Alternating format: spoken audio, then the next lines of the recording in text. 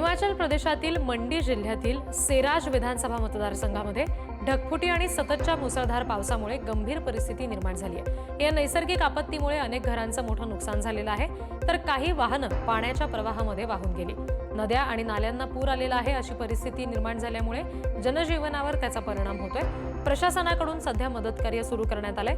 बाधित भागातल्या लोकांना सुरक्षित जागी हलवलं जात आहे। सततच्या पावसामुळे भूस्खलन होण्याची शक्यता सुद्धा वर्तवली गेली आहे, त्यामुळे नागरिकांनी सतर्क राहावं असं आवाहन इथल्या प्रशासनाकडून करण्यात आलंय। या घटनेमध्ये जीवितहानी झाल्याची अजून तरी कुठली अधिकृत माहिती समोर आलेली नाही।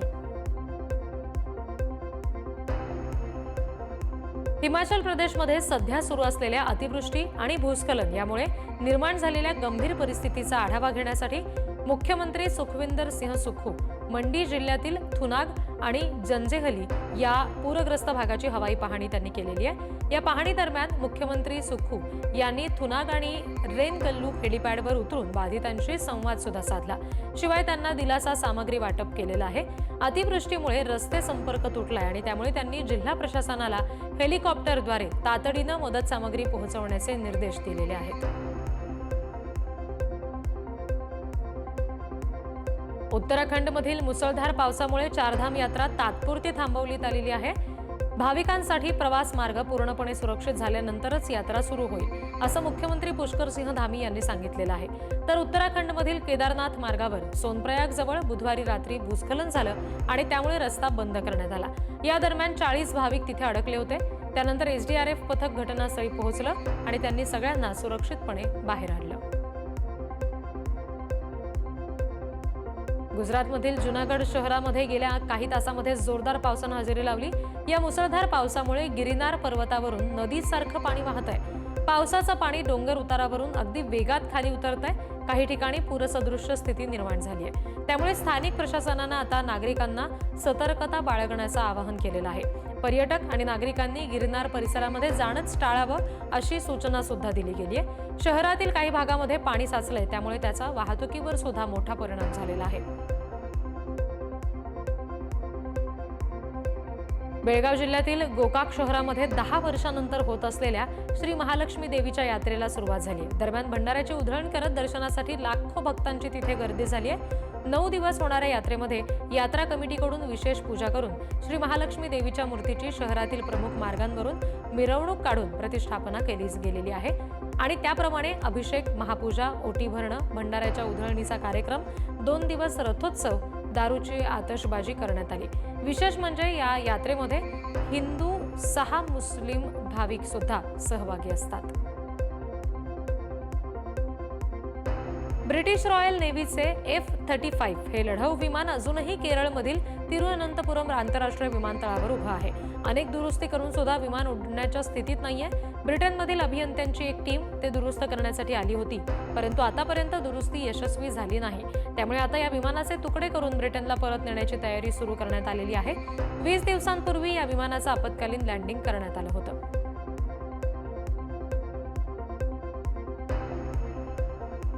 अहमदाबाद विमान दुर्घटनेच्या तपासाबाबत नवीन अपडेट समोर आली आहे। तपास अधिकारी आणि एअरलाईनकडून एका नव्या शक्यतेची तपासणी सुरू आहे। विमानाची दोन्ही इंजिनं निकामी झाल्यामुळे कदाचित विमान हवेत टिकू शकलं नाही, या दिशेने तपास सुरू असल्याची माहिती आहे। या दुर्घटनेमध्ये विमानात असलेल्या 242 लोकांपैकी केवळ एका व्यक्तीचा जीव वाचला होता। एअरलाईनच्या पायलटनी एका सिम्युलेटरमध्ये अपघातग्रस्त विमानाची परिस्थिती पुन्हा तयार केली, ज्यामध्ये लँडिंग गिअर खाली ठेवणं आणि विंग फ्लॅप्स बंद ठेवणं यासारख्या तांत्रिक बाबींचा वापर केला गेला। आम आदमी पक्ष बिहारमध्ये स्वबळावर निवडणूक लढवेल अशी घोषणा आप पक्षाचे संयोजक अरविंद केजरीवाल यांनी केली आहे। इंडिया आघाडी फक्त लोकसभा निवडणुकीसाठी होती, आता आमची कोणाशीही आघाडी नाही अशी प्रतिक्रिया अरविंद केजरीवाल यांनी दिलेली आहे। केजरीवाल गुजरातच्या 2 दिवसांच्या दौऱ्यावर आहेत। अहमदाबादमध्ये त्यांनी पक्षाच्या सदस्य मोहिमेला सुरुवात केलेली आहे आणि गुजरातच्या विसावदर पोटनिवडणुकीमध्ये आम्ही काँग्रेसपासून वेगळे लढलो आणि तिप्पट मतांनी जिंकलो असल्याचं सुद्धा केजरीवाल यांनी स्पष्ट केलं। पावसाळी अधिवेशनाच्या पार्श्वभूमीवर केंद्र सरकारनं सर्वपक्षीय बैठक बोलावली आहे। ही बैठक येत्या 19 जुलैला होणार असून संसदेमध्ये कामकाज सुरळीत पार पडण्यासाठी या बैठकीत महत्त्वपूर्ण मुद्द्यांवर चर्चा होणार आहे। या बैठकीमध्ये विरोधी पक्षांसह सर्व पक्षांच्या नेत्यांना सहभागी होण्यासाठी आमंत्रित करण्यात आलेलं आहे। यावेळी आगामी विधेयकांची रणनीती, चर्चेचा अजेंडा आणि अधिवेशनातील संभाव्य वादग्रस्त मुद्दे यावर चर्चा होणार आहे। पावसाळी अधिवेशन 21 जुलैपासून सुरू होणार असल्यामुळे या बैठकीकडे सगळ्यांचं लक्ष आहे।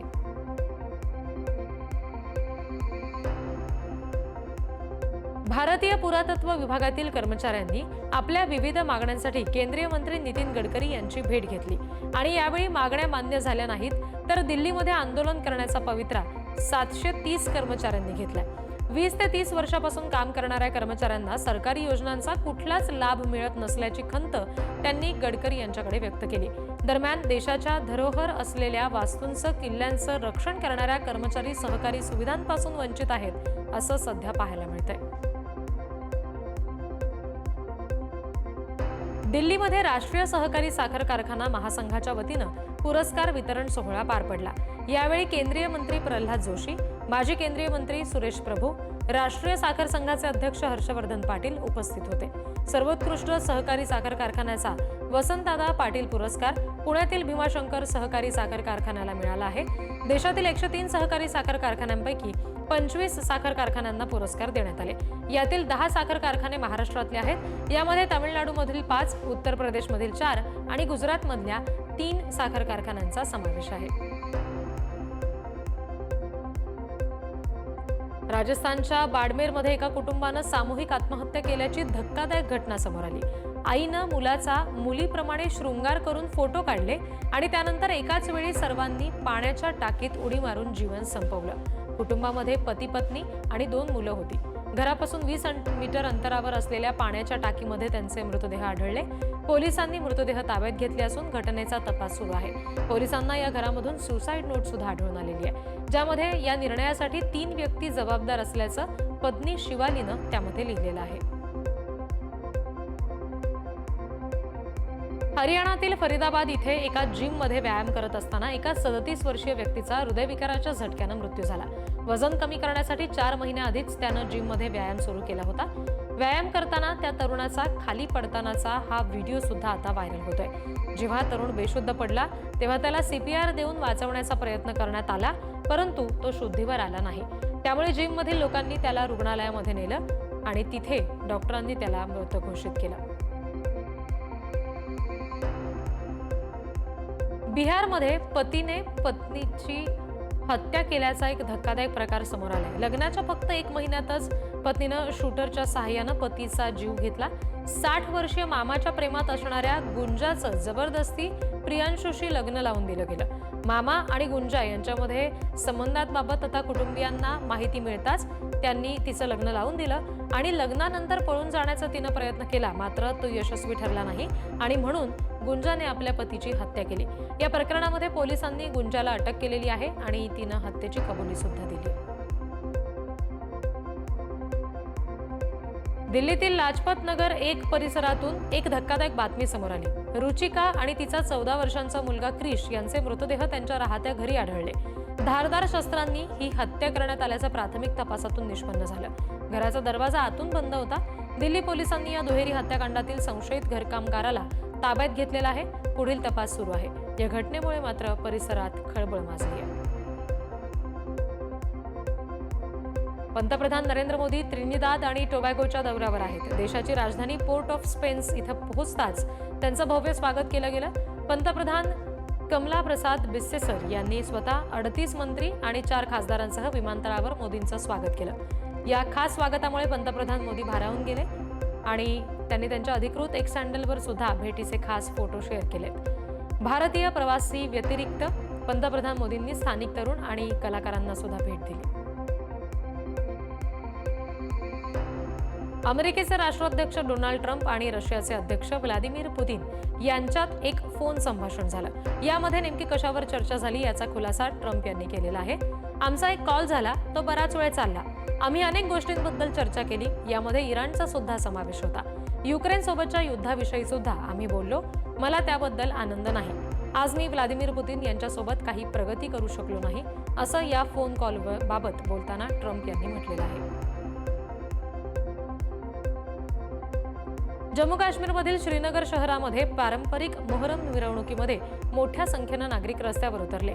प्रेषित मोहम्मद पैगंबर यांचे नातू इमाम हुसेन यांच्या हौतात्म्याच्या स्मरणार्थ शिया मुस्लिम बांधव ही मिरवणूक काढतात. गेल्या अनेक दशकांपासून श्रीनगरमधील काही पारंपरिक मार्गांवर सुरक्षा आणि शांतता राखण्यासाठी मोहरमच्या मिरवणुकांवर निर्बंध होते. मात्र आता प्रशासनानं या मिरवणुकीला परवानगी दिली, त्यामुळे शिया समुदायामध्ये आनंदाचं वातावरण आहे. मिळालेल्या माहितीनुसार गुरु बाजार ते डगलेट या पारंपरिक मार्गावरून ही मिरवणूक काढली गेली. मिरवणुकीमध्ये सहभागी झालेल्या भाविकांनी या हुसेन अशा घोषणा दिल्या आणि छाती पिटून शोक व्यक्त केला.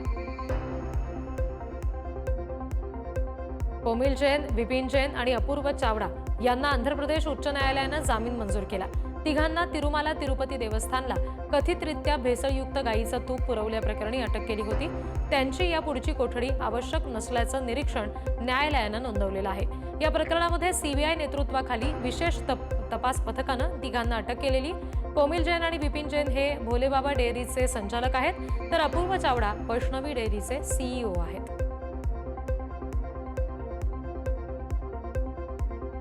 इंडोनेशियाच्या बाली बेटाजवळ 65 प्रवाशांना घेऊन जाणारी फेरी बोट खवळलेल्या समुद्रामध्ये बुडाली.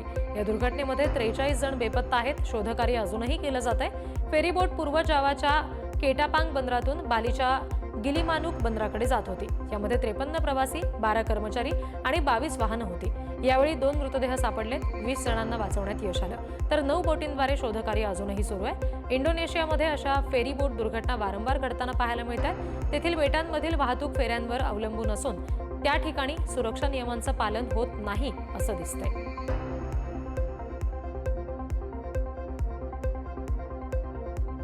चीनमधील झोंगशियन काउंटीतील 33 हेक्टर क्षेत्रावरील अवकाश प्रजातीय कमळ फुलांची सध्या जोरदार चर्चा आहे. अवकाश प्रेरित उत्परिवर्तन तंत्रानं विकसित या कमळाची वाढ लांब, रोगप्रतिकारक शक्ती, मजबूत, मुबलक फुलं, मोठ्या बिया आणि गुणवत्ता उत्कृष्ट या प्रकारची आहे.